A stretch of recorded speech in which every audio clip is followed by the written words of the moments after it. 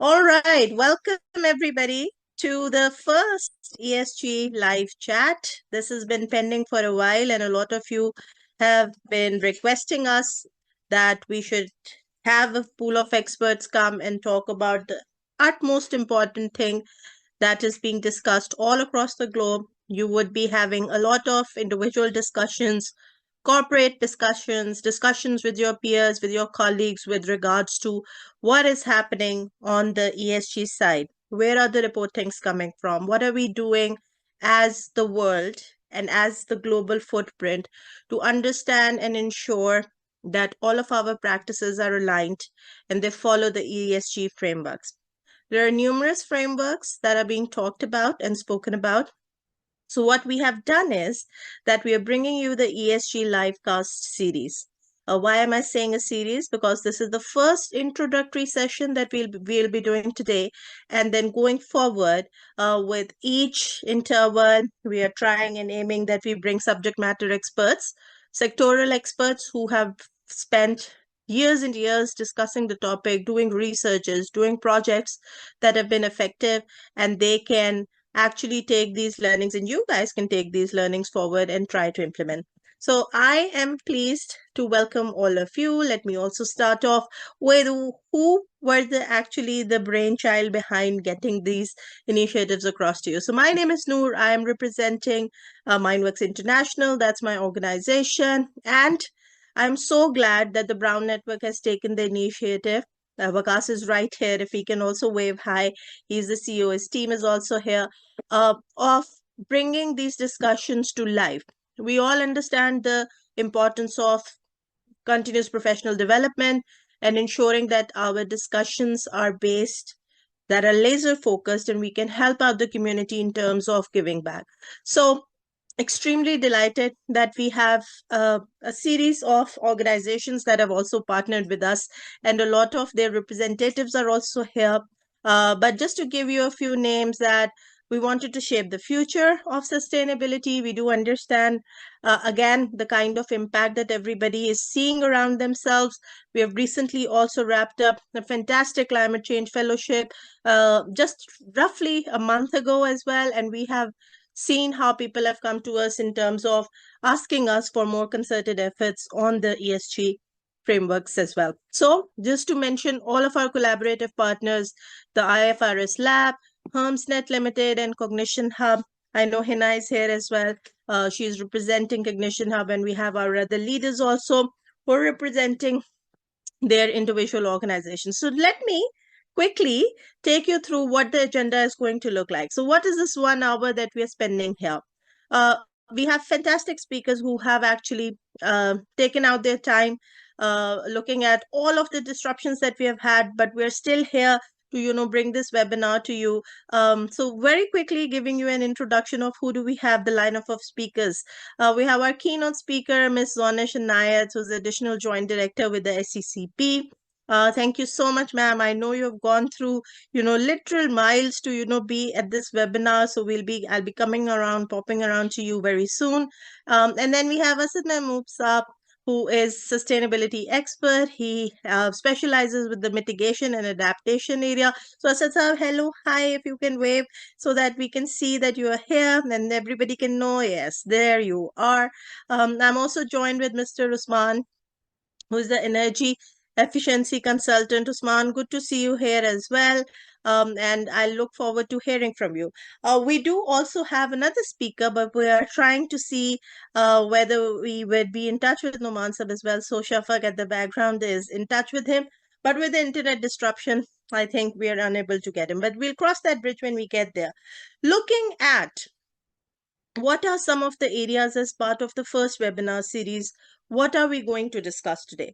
And I want this session to be as interactive as possible. We have some, a little bit of polls also that we'll be doing. So while I'm making the introduction and telling you the topics, if all of the attendees online can tell us who they are, just make your introductions in the chat box so our speakers can also get to know you, and tell us a little bit as to what your initiatives are and what you're working on so that we can make this particular webinar as interactive as possible. So today, we're going to talk about, just the fundamentals and the strategic importance of what ESG is.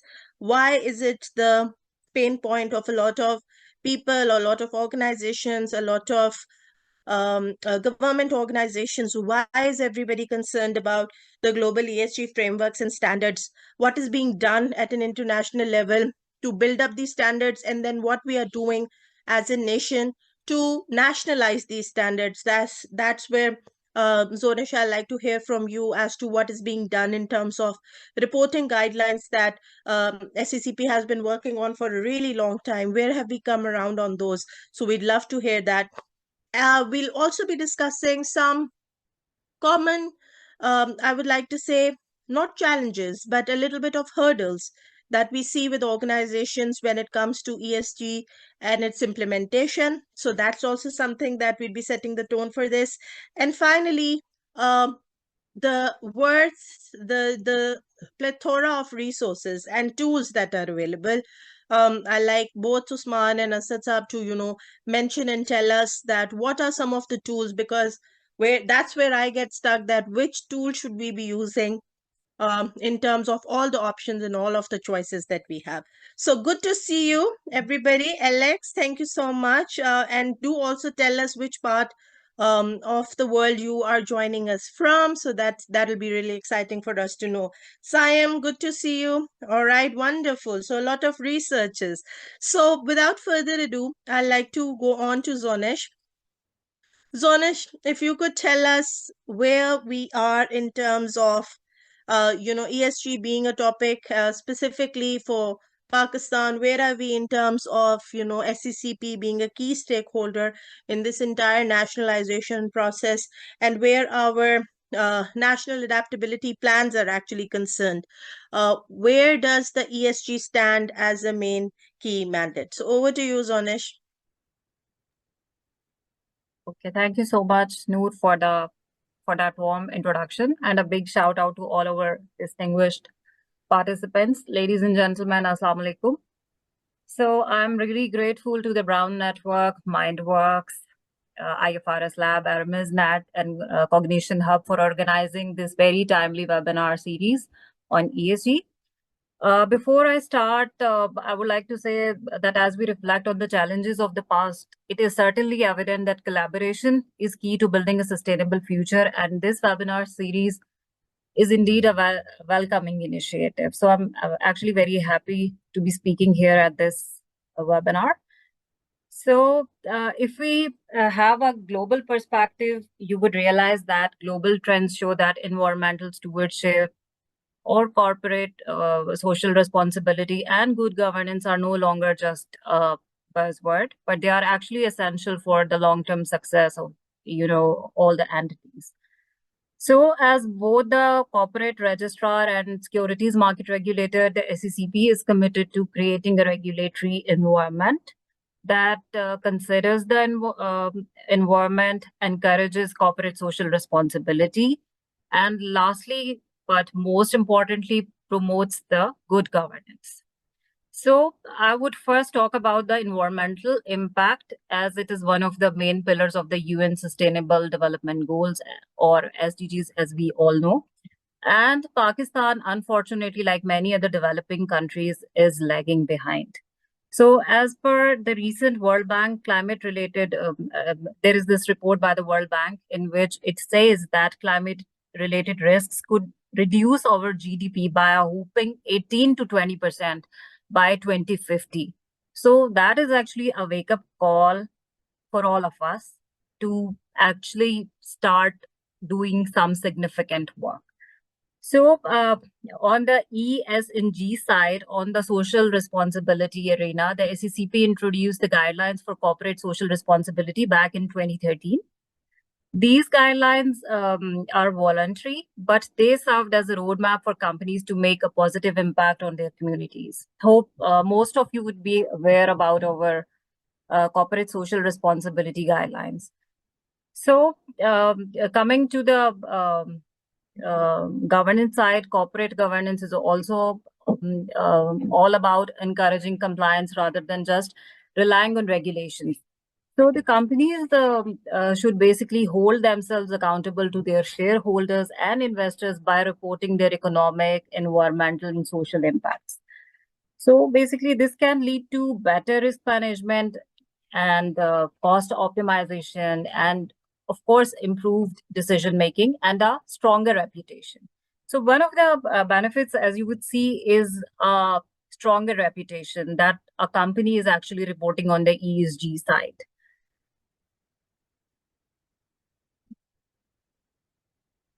Okay. So the next thing I would talk about is the inclusivity. That is why the SECP has mandated female representation on company boards and is working to create a more conducive work environment for all. So I'm happy to report that around 90% of listed companies here in Pakistan now have at least one female director on board. I will be going towards the ESG guidelines, as I know most of you would be most interested in the disclosure guidelines that we have recently issued in June 2024. So at the SECP, we are closely monitoring the global ESG trends to ensure that investors have access to consistent and comparable information about sustainability related risks and opportunities. So this whole process actually began back in June 2022, where we issued an ESG position paper in which we introduced this ESG regulatory roadmap to start a conversation around ESG. And we have been very actively engaging with all the relevant stakeholders, the Pakistan Stock Exchange, PICG, and multilaterals, different and donor agencies, and the corporate sector itself, because you would be conducting the sectoral discussion later on. So for that, we have been working actively in collaboration with our relevant stakeholders.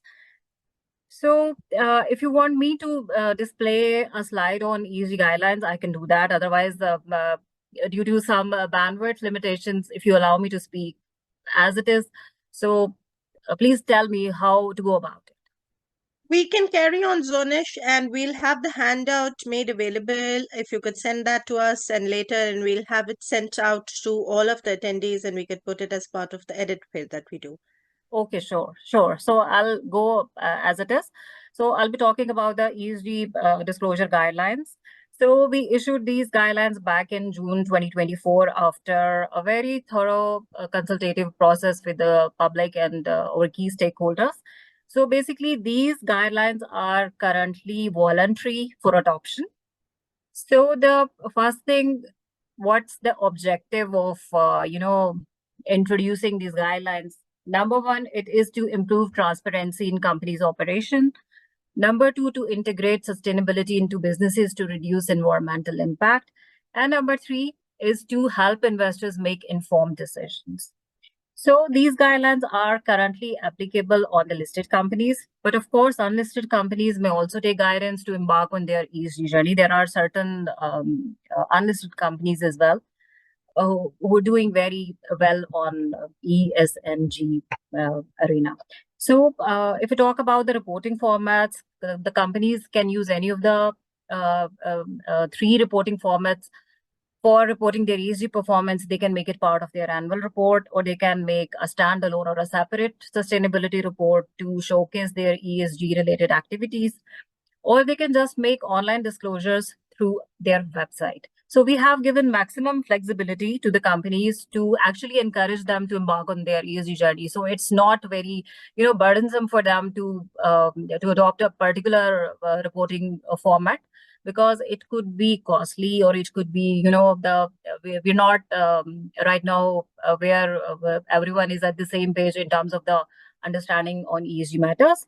So in the ESG disclosure guidelines, we have mentioned the key ESG reporting considerations where the companies will be reporting. Number one is the governance aspect, which includes the processes, controls, and procedures to monitor and manage sustainability-related risks and opportunities of the relevant company.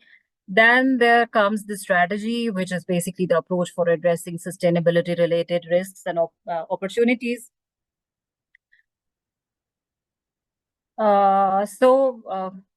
the poll one is, I think, live. So should I keep on talking? Yes, please go on Oh, ahead because I just want to take from our audience as to what everybody's key ideas would be because you're talking okay. about So they can companies. basically fill it simultaneously. Okay. So I would Absolutely. stop. Okay. Okay. Great. Okay, so I was talking about the strategy, which is basically the approach for addressing sustainability related risks and opportunities that could affect the business model and strategy of the company over the short, medium, and long term. Then there comes the risk management thing. Acha, if you could see, or some of you are aware, these four key reporting considerations are also part of the ISSB. S1 and S2, if you really look into S1, that has been recently issued by the ISSB board. So we have adopted the same reporting considerations where in the risk management side, it basically relates to the processes to identify, assess, and manage risk. And lastly, this pillar relates to the matrix and targets because, of course, you have to set a certain target to meet, and for this, you have to reflect certain matrix. So the information used to assess, manage, and monitor performance of sustainability related risks and opportunities of the company.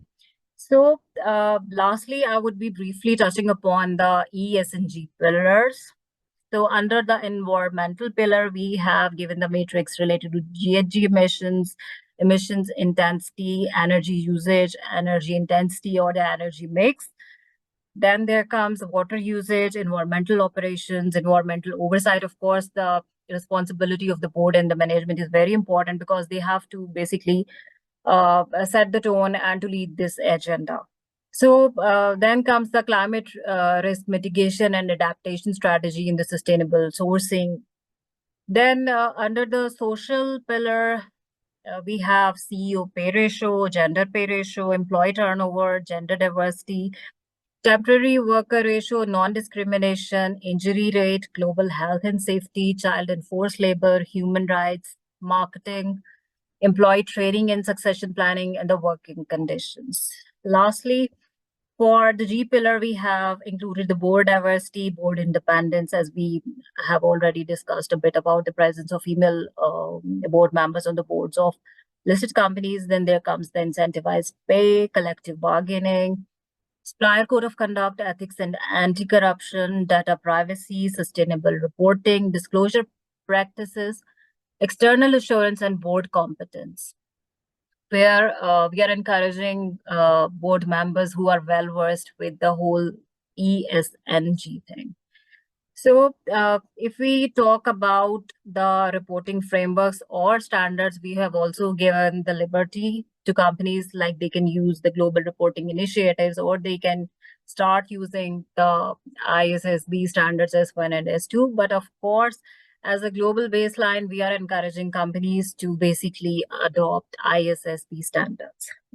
So this was all about the ESG disclosure guidelines that we have recently issued. Well, this didn't come alone without any, if we could see, we have also made certain amendments in the Code of Corporate Governance. So to create a more responsible and equitable business environment. So the amendments in the Code of Corporate Governance basically mandate comprehensive anti-harassment policies, promote gender equality, and encourage board to adopt a proactive approach to diversity, equity, and inclusion. So I would also like to touch upon the fact that we have also recommended the listed companies to have a sustainability committee, or if they think they do not have the capacity or their strategy does not align well, so they can make any of their existing committee, be it risk, audit, or the remuneration or any other committee, responsible for the ESG related matters. So that's all about from my side. In conclusion, I just want to commend the host for organizing this webinar. And on behalf of the SCCP, I assure you of our commitment. So over to you.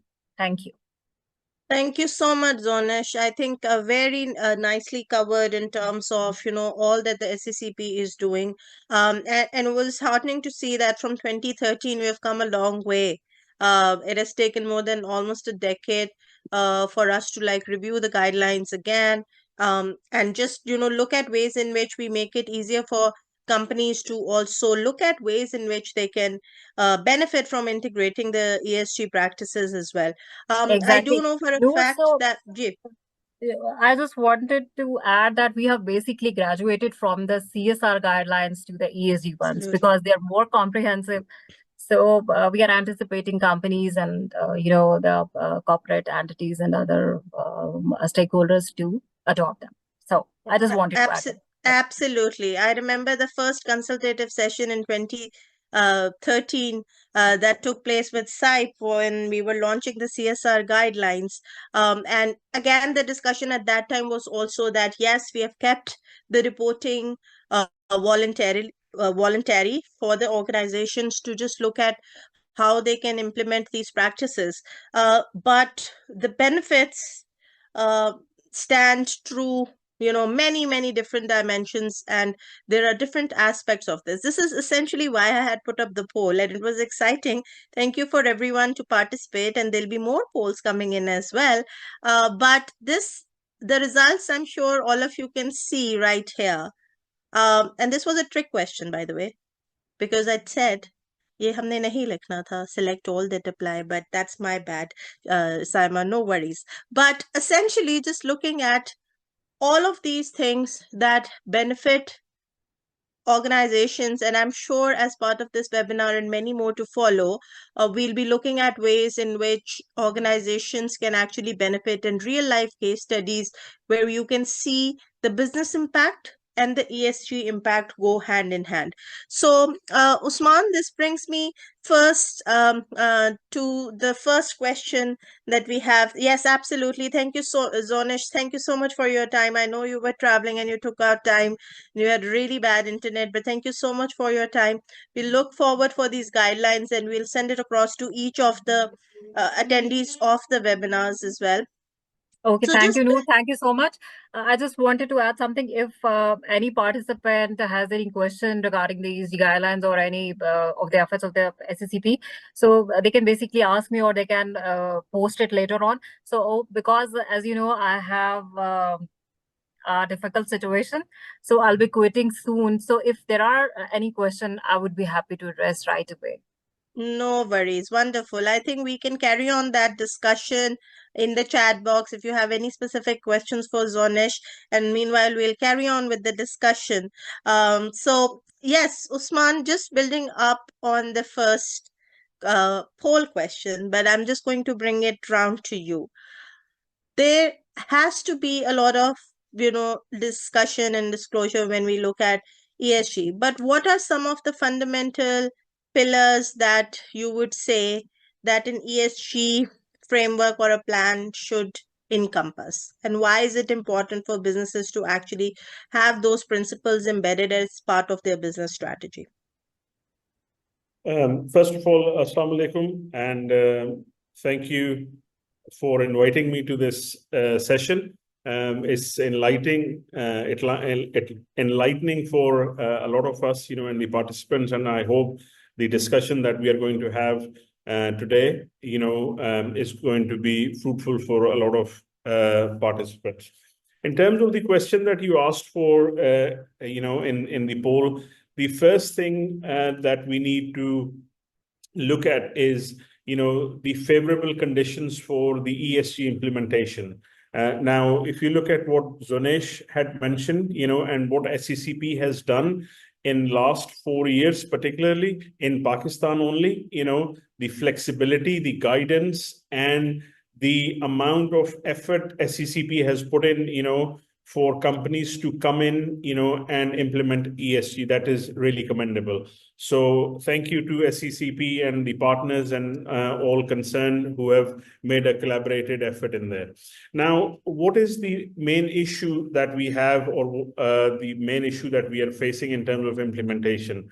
As far as I am concerned, the main issue that we are facing, or most businesses are facing, is in relation to the education, okay, of ESG. Because a lot of businesses do not understand what are the preliminary requirements, if you were a business in any part of the world in relation to that. Because ESG is being presented as such a humongous task, so that, any business who's trying or who's willing to implement ESG is thinking that, there are a lot of hoops involved in it. Yes, there are a lot of hoops involved in it, but there has to be a starting point. Now, in terms of that starting point, and I'm just giving a bit of brief background on this, Noor, on the question that you asked, that, the starting point needs to be education on ESG, and basic simple education, okay, in terms of what is involved in ESG, okay. There are a lot of guides that have been prepared, which are simple layman guides that explain what ESG actually entails. And within that guide, or within that first step that we can look at, or what we need to look at, is the environmental side.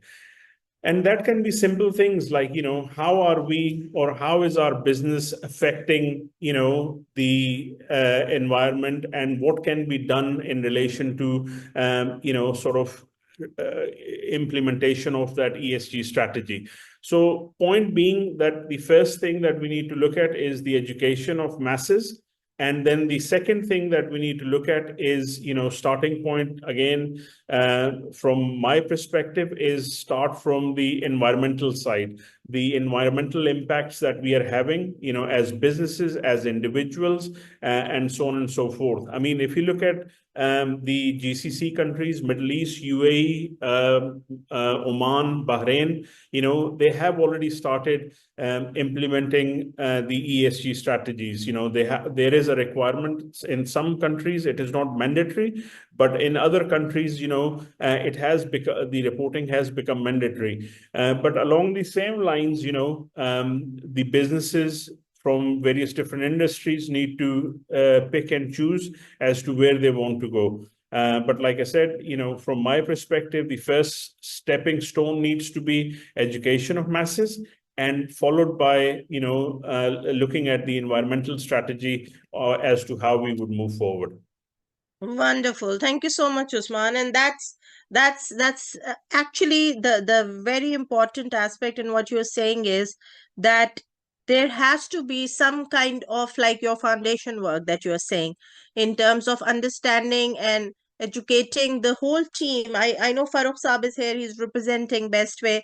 This is what happens when you make your introductions in the group chat. So those of you who've joined us late, please do make the introduction so that we will be able to connect and understand and see the relevance of the discussion, and then we can steer the direction, the discussion in that direction, where we can have different experts come in and speak about that. Asad, this brings me to you, what Usman is saying in terms of the education. Now, looking at the various different frameworks that we've been talking about for a while, there are many. There are many disclosure frameworks. There are many frameworks that essentially guide organizations in terms of their sustainability reporting structures. GRI is very comprehensive. Integrated reporting structures are really comprehensive. There are others as well. Which and what spectrum of ESG framework disclosures are the ones which could be like the low-hanging fruit for various organizations to start off with? What is that first framework, or maybe if I was to frame it correctly, that what should be the first thread that organizations would be interested in picking up and then starting off from that?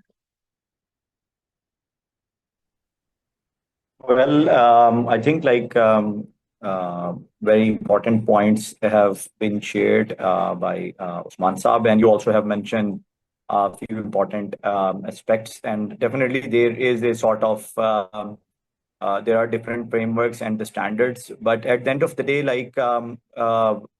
I'll take one step back like there are like companies which are listed on stock exchange or listed companies that have to comply with the ESG reporting and things like that. But we also need to look into bringing in the companies, progressive companies, making them able to understand the basics of ESG reporting. And I think like it all starts from the very basic level. And I think tomorrow or day after tomorrow, we'll be having that sort of tool launched by SECP, where the companies can at least see the local tailor-made sort of structure where they have to report various parameters. But again, like there are many building blocks when we talk about ESG. It's something like we need to see when we talk about ESG reporting, the immediate thing which comes into the mind is like focusing on the ISO standards and certifications and things like that.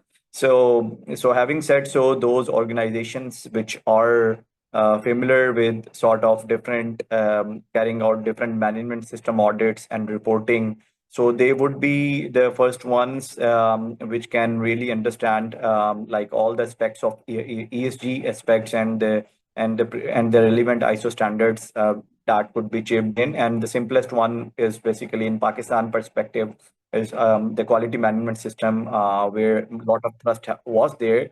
And I think like with the youngsters in the teams, in the organizations like Farooq and other some of other participants whom I know and met, they are very hard, like they are the critical backbones in making the things happen. So again, having the relevant people in the organizations also matter a lot, who understand the gist and basics of like ESG reporting, and not only to comply with the SECP regulations, but also to enhance the sort of their projections or their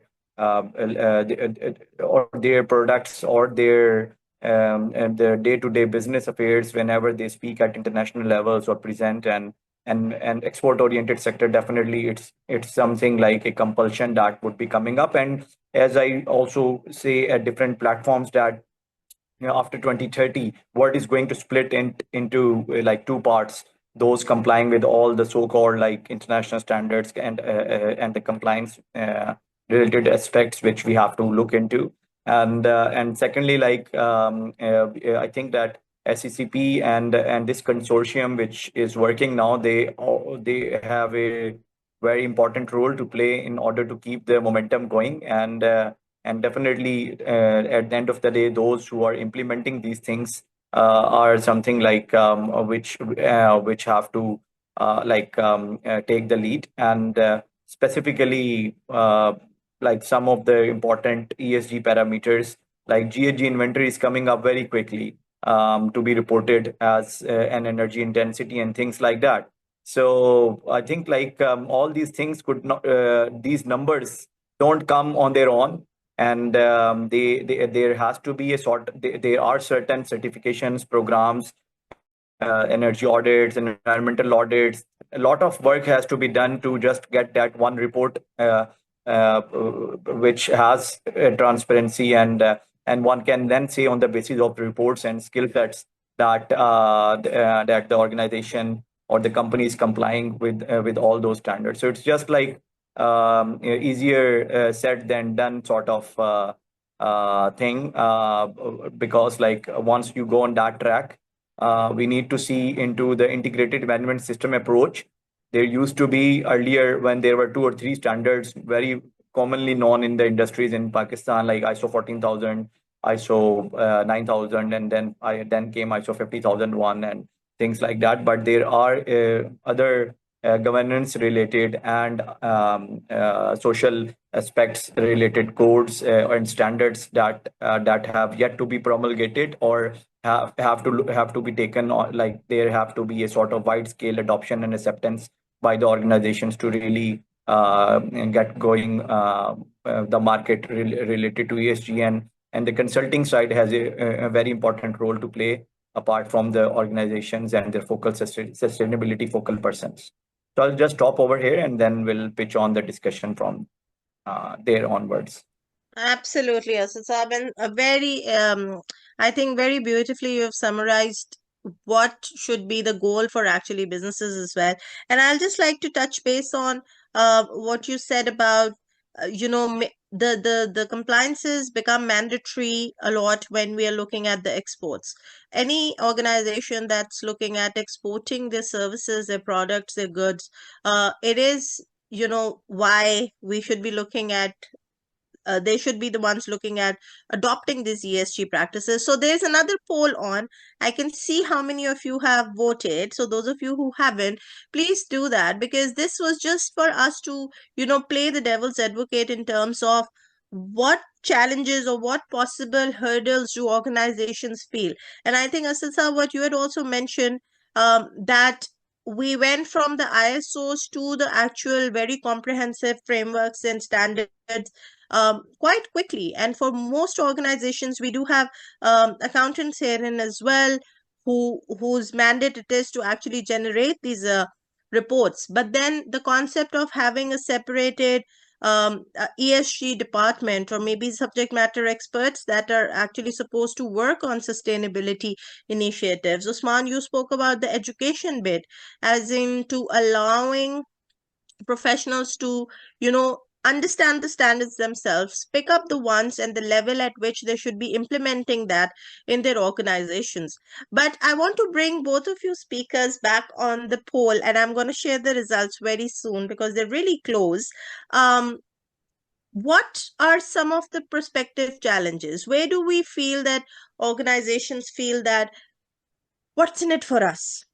Business is going on, everything's great. Like Asad was saying, that in terms of when we look at exports, that is where it makes the most sense. And we have numerous case studies from Pakistan of companies that have done phenomenally well.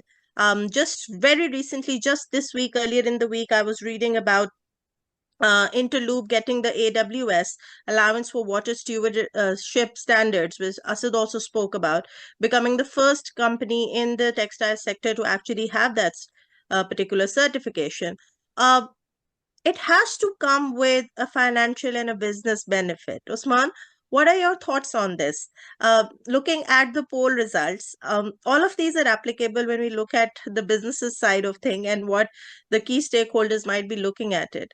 But where does the actual essential benefit lies for organizations? For if the C-level, if the top management has to convince somebody that investments needs to be made in the sustainability processes, what should their pitch be like?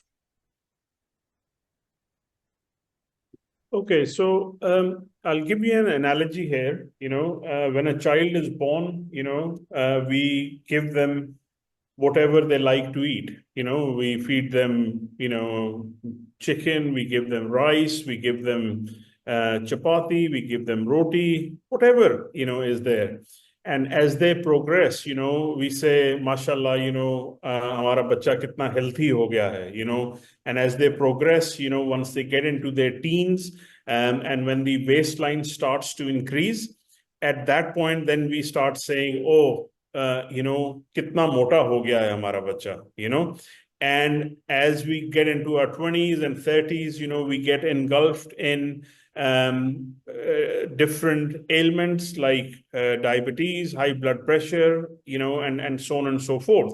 You go and visit the doctor, and at that point in time, the doctor tells you that, look, you're now suffering from high blood pressure or diabetes or something. If you don't take care of yourself, now you're gonna suffer more health issues or risk and heart diseases and so on and so forth moving forward if you don't look after yourself now. So conversely, this is a no-brainer. Okay, as far as businesses are concerned, so I gave you that analogy that, if we don't look after that business, we don't look after the industry, we don't look after the environment, we'll come to a point where, we will not be able to operate, or we will not be able to do anything, in terms of the business. So, like I said, this is a no-brainer. So this is a no-brainer, like I said. So the implementation of it, again, I would go back to the basics, that the owners, the business owners, the senior leadership needs to be educated. Because let's be very, very honest, if we ran a poll now, with the audience that we have, I can see there are 19 participants, including all of us. And if we ask them, honestly, what does ESG actually entail? How many components does it actually have? I can bet my bottom dollar on it that not very many people will be able to answer that question accurately. So, like I said, one, no brainer, it needs to be implemented, because that is the order of the day. And secondly, the people need to be educated, especially the stakeholders and the companies, and the senior leadership as to, what does it have, and because of the seminars and the consortiums that we are building around, this will educate people as to what it actually entails. And just like rightly Asad Saab mentioned, I mean, there are so many components in there which can be implemented in an easy manner. And before that, Zunesh mentioned as well that how easy has it been made by SECP. Let's talk about simple thing like what standards do we implement. So SECP has said that, look, you can go after any standard as long as there is some implementation. There are companies in there, so you can talk about Angro. Angro started some implementation in terms of ESG. Habib Bank has done something, Mizan Bank has done something. So there are, businesses out there who are obviously trying to implement ESG. But the point being that, it is the individual business owners and it is the individual industry. If you go to, I mean, textile is one example, but if you go into the paper industry, there has to be an element of implementation of ESG because, the society and the environment that we are living in today, a child who's born today, 50 years from now, we might not be living, but that child will have a difficult environment in terms of breathing and respiratory issues around them 50 years from now on. So like I said, it is very important for us to educate ourselves and to look at what is included in here. Right. Thank you so much, Usman. Asad, I'll just pop on to you as well. I think the same question as well. For the top management to actually sit down and think about why there should be an investment into the sustainability and reporting structures. What do you think should be the absolute goal in which, or what should be the pitch deck for these top management to get a convincing statement from their management that there should be investment into the ESG frameworks, discussions, education, implementation? Is Asad still there?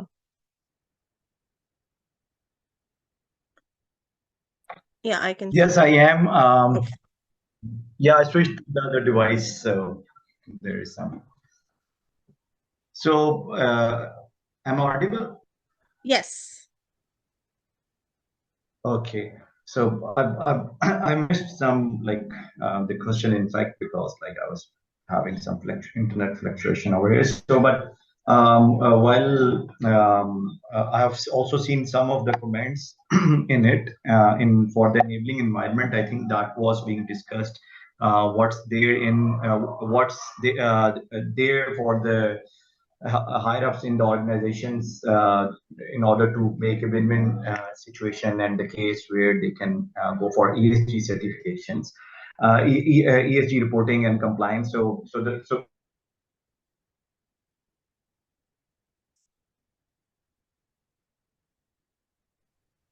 again in technical. So as Farooq has mentioned that it's the role of, first of all, the government entities because of the present economic meltdown or the situation which the industries are facing these days. So I think like it's there have been certain programs which I also like worked out from UNIDO platform or Jeff funding facility where ISO 50001 certifications were promoted. And similarly, like there are certain platforms where like a hand holding, not only in the sense of the initial capex, which is attributed towards the certification costs of different standards, getting the people trained on international reporting standards. So they need some forex and they need like they need local training. So I think that if we or any consortium or SCCP can play that role by bringing in those international standard bodies or frameworks in Pakistan, and we can have some sort of discounted rate. So that could be a very sort of starting point for many of the entities getting the financial facilitation, because many of the ESG representatives or CSR focal persons, they would be interested to go for these things, but at the end of the day, the management might not allocate certain those specific amounts which are or the fees which are basically which are related to the certifications. Just like for example, what one of the enabling environment which we are negotiating, as I'm also looking into IFC at building at certifications. So that generates a self compliant ESG report, which the entities can use and submit at as a part of their sort of overall annual reports. So the point is like where there we first of all have to train the people to first of all understand the standards, apps, softwares, whatsoever are there in the market. So we need like all these things need digitalization at the end of the day, all these reportings. So and those public good platforms, open source platforms, be it we and now the SECP, I think and I hope that they have that public source platform without the limitation of the internet sort of storage limits and things like that. But at the end of the day, like all these digitalization aspects have to be kept in mind, and facilitation has to be given to the relevant focal interested parties in terms of capacity building of their nominated officials, and at least then and those have to be sort of given the backup by the relevant boards of the company. So boards also have to take this responsibility of getting all their team members trained across ESG elements and the relevant prevailing standards. Absolutely, Asad Saab, and I'm going to put you another question over here, which Farooq has rightly questioned, because we're looking at how organizations, and you're also talking about the same, that doesn't make business sense. Compliance has been there, it has been left voluntarily. वो हम कितने अरसे से कह रहे हैं कि जब तक कोई उसके ऊपर कोई एक mandatory stamp नहीं लगती, when we leave it to the organizations for a voluntary thing, then always the question comes around to the fact that does it make business sense? So I like your thoughts on this, Asad Saab, first, and then I'll move to Usman. Well, in terms of the business sense, it all depends like which sectors we have to first of all like focus upon the selective sectors which really make the business sense. And those, as I just initially also highlighted those points, that there are certain sectors which have the potential to go for like to go for the international sort of markets, and we need to give them the hand holdings and to keep them complying with the upcoming new plethora of the standards coming up under CBAM and other things.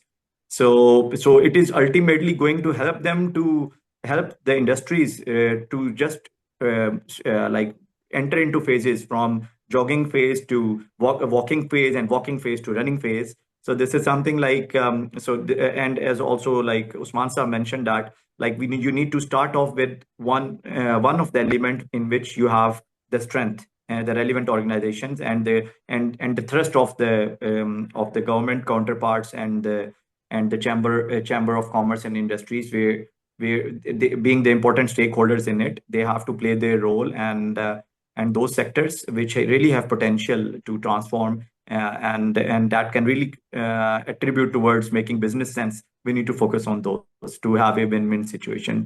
We need champions sort of things in all these things, in all Yeah, these sectors which we are going to discuss in these series. Wonderful. And I'll just like to add on to what you're saying, Asad Saab, that uh, it is also about picking and choosing which aspect of the reporting makes sense for a business. And then it also is about consistency. If we go around the history of sustainability reporting in Pakistan, I can recall working back in 2009 when we were looking at, what reward mechanisms can be there for the private sector to come on board, disclose their sustainability or environmental reporting. And there still are a handful of companies that have been going through the process, even in a voluntary capacity, um, and reporting on their disclosures. They have picked up certain frameworks and they have been reporting. And I like to quote some here for those of you who would want to re-corroborate my information and go check back on these organizations. So look at what ARL has been doing for the longest time in terms of sustainability reporting. Karshi Industry has been reporting on their environmental practices for decades now. So look through every year the the environmental report comes out where they mention as part of their accolades in terms of what business they have been able to attract from these foreign collaborations and exports, like we are saying. Also, you mentioned Usman, you mentioned about Engro Corp being one of the I think the leaders in terms of getting ahead with an integrated report following the IR framework. So there are many examples of organizations that have actually built up on this particular area. I am very cognizant of time also. So Shafak, if you can PM me as to how much I can extend the webinar, or if I have to close it at an hour mark, we can carry on for another hour. But Usman, this brings me back to asking you the final question for today's live cast, and we'll be building up on getting these sectoral insights in place as well. For the education, where do we start off from?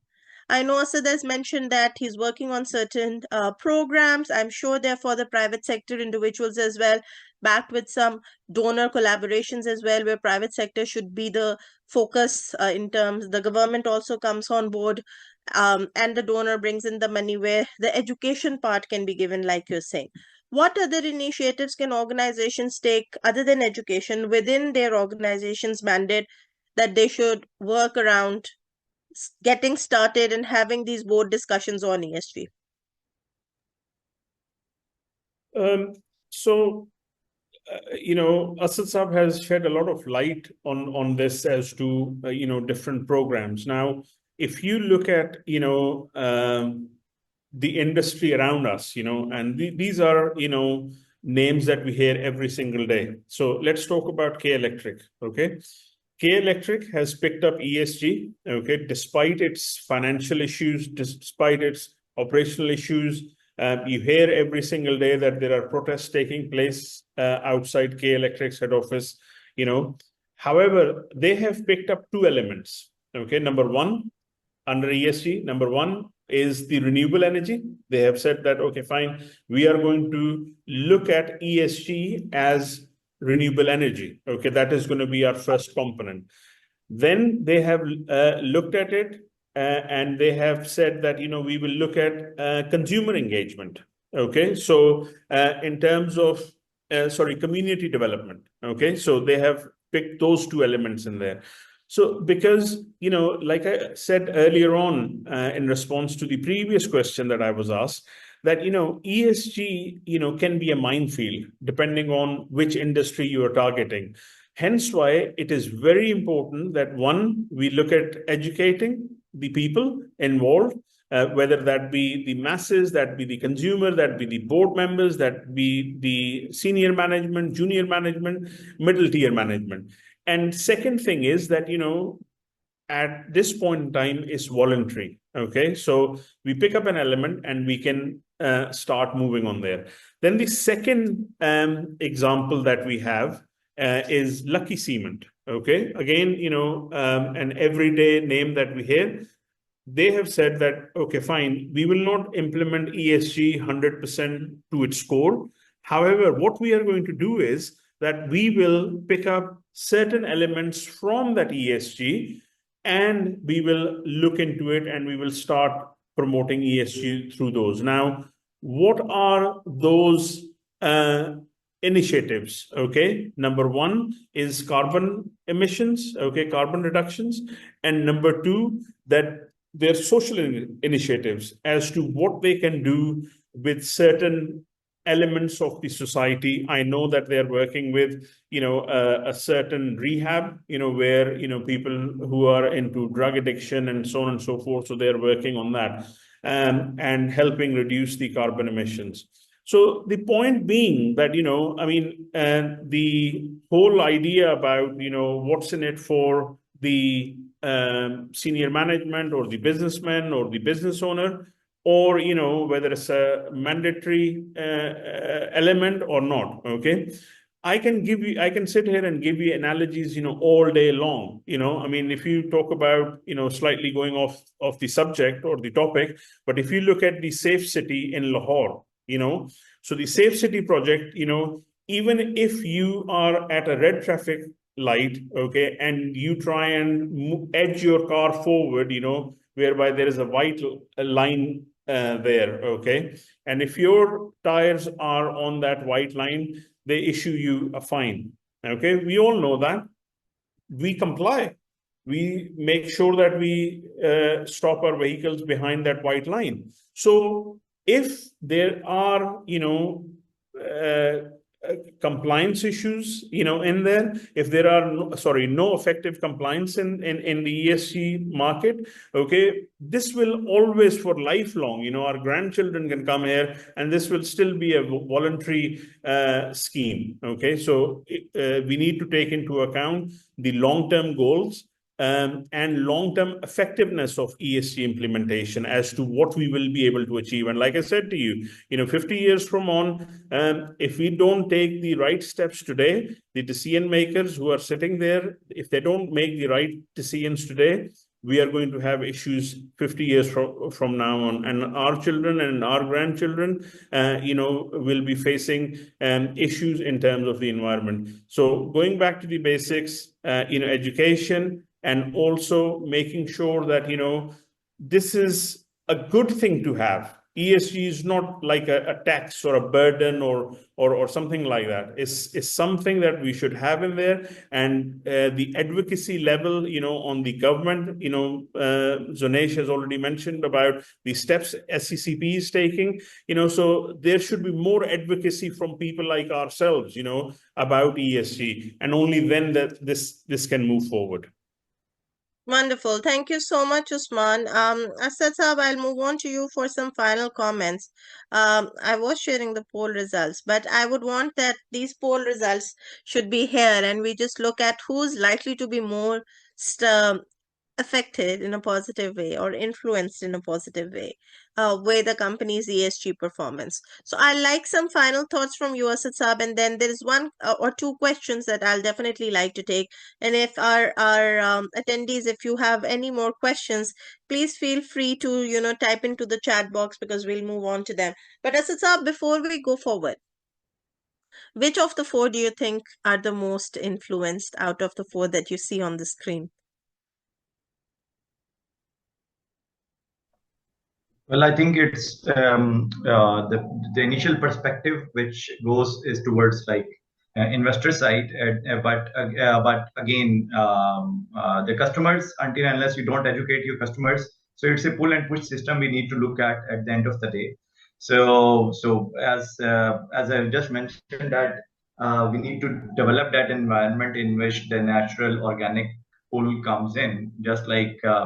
As mentioned by Usman Saab, he has given cement specific examples and best way, and others also, they have been doing good work in terms of CSR and transforming those CSR interventions and expanding bringing it into the broader context of ESG, and similarly other sector initiators are also coming up very quickly, like OGBCL is also coming up with their ESG report this year, and with the specific focus on what is being required by the under the international charters, and what has to be and what has to be complied in terms of in Pakistan's context. I'm not able to see the screen which you were referring to. No worries. Yeah. Oh, Yeah. you're not muted. Yeah. So my submission is like we need to factor in, make a repository of all the best practices in the context of ESG, and definitely like there is a huge thrust on the GHG inventory side, as I've just mentioned, and that and there is something like where like again, as one of the queries there, that scope 3 emissions are something which is not easily doable, but there is a strong international requirement coming up. So we need to prioritize all those things which are coming up very quickly from international level, as per international requirements, and what enabling environment could the local government counterparts can give, and SECP or other relevant entities like GCIC can give to those organizations which really want to keep abreast with the emerging popping out international compliance requirements to just keep their orders secured. Right, absolutely. So thank you so much, Asad Saab. I think very rightly directed in the direction where we wanted to head for this particular webinar. There was one question on climate finance mitigation, which I think would be most relevant when we have a pool of climate finance experts perhaps sitting on the board. But I'd like to just sum up what all of the discussion that's taken place today, from education on the ESG principles to understanding the core components and the principles, and also looking at ways in which framework discussions could be done to keep the business interest in mind. I appreciate Farooq also mentioning that organizations which are on the brink right now, to just understand that where should we be starting off, and does it make business case, or is it an additional responsibility on, let's say, the finance team to figure out a way and a mechanism in which they have to report on the sustainability practices as well. Usman, you also mentioned about, there's already ongoing CSR activities that organizations are doing. There is a lot of community development that takes place in different organizations, but now it's more about connecting those initiatives and those practices to actual financial business growth. That is the main objective as well. So I think a lot of concerted discussions have actually set the tone for the ESG livecast series that we're going to do now from here onwards, in terms of sectoral discussions, where a lot of best practices from different sectors would be shared. And we would encourage all of you who are here online and those who will be joining us later, that do spend 1 hour once a week on a Saturday to look at ways in which we could, put these learnings into practice. Like Usman has been mentioning, we are doing this education and more advocacy and more discussions as part of the series. So we would definitely be in a space to take these things forward. I know Vikas wants to say something, and I was automatically going on to him because he was spotlighted. But I would like to, thank Zonesh, Usman, and Asad for being here, taking out your time, and all the other attendees as well. But this is not a formal closure. I'll move on to Vikas and then we'll close. G. Thanks a lot, everyone. Thank you so much, Noor. Especially thankful to Zonesh for providing the valuable insights into the regulatory landscape and highlighting the importance of ESG practices. Their guidance shows us how innovation and compliance can work together for all the sustainable progresses, right? I also want to express my gratitude to the partners, especially Asad, who actually got all of us together, and Noor from Mindworks, Hina from Cognition Hub, Usman Saab representing the IFRSLab, and Aman from the Hermes. all of your commitment are the key to driving the ESG agenda forward across the different sectors. As we hear from the ACCP and our partners today, like Usman Saab was speaking and all the insights that Asad was sharing, one thing becomes very clear. The collaboration is very essential for integrating the ESG into the business strategies, right? Together, we are not just following the rules, but also setting the new standards for the sustainable growth. With the insights shared today, I'm very confident that we will be better equipped to navigate the complexities of the ESG. So I guess let's take this opportunity to apply these learnings and make real, lasting changes in our organizations, and more to come in coming weeks. Thanks, Neil. Thank you so much, Vakas. I know Hina wants to say a few words as well. So Hina, over to you. We can't see you, but go ahead.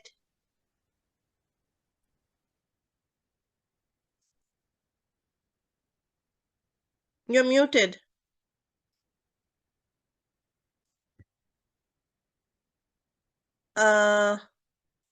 Okay. I can't see Hina. Shafaq, can you see Hina online? I don't see her.